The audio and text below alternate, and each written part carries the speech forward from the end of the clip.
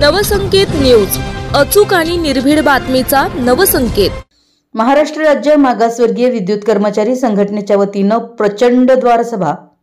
महाराष्ट्र राज्य मागासवर्गीय विद्युत कर्मचारी संघटनेच्या वतीने ताराबाई पार्क येथील परिमंडळ कार्यालयासमोर शुक्रवार दिनांक 27 जून 2025 रोजी प्रचंड द्वार सभा घेऊन प्रशासनाच्या निषेधार्थ जोरदार घोषणाबाजी करून परिसर दणाणून सोडला।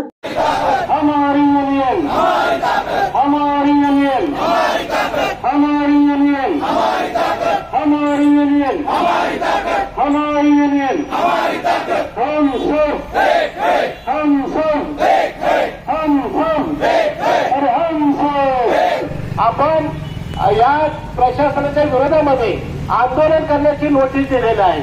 आम्ही आता नोटीस देऊन त्या नोटीसमध्ये 26 तारखेचा आपण डेडलाईन दिलेली होती।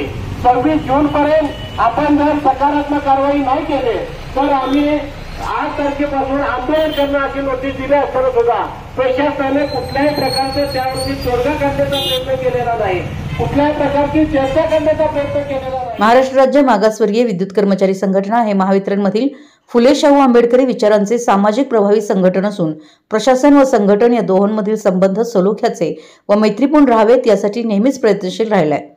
परंतु जून 2025 बदली प्रक्रियेमध्ये संघटनेला सापन्न भावाची वागणूक मिळाल्यामुळे अनेक कर्मचारी सभासद त्रस्त झालेले आहेत।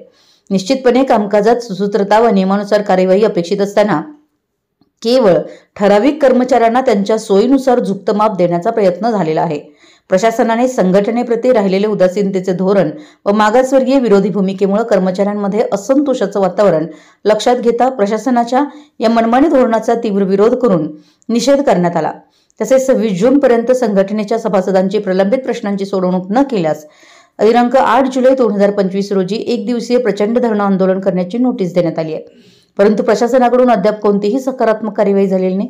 सदर आंदोलनाच्या नोटिशीनुसार आज शुक्रवार दिनांक 27 जून 2025 रोजी कोल्हापूर परिमंडळ कार्यालयासमोर दुपारी 1:30 वाजता भव्य द्वार सभा घेण्यात आली।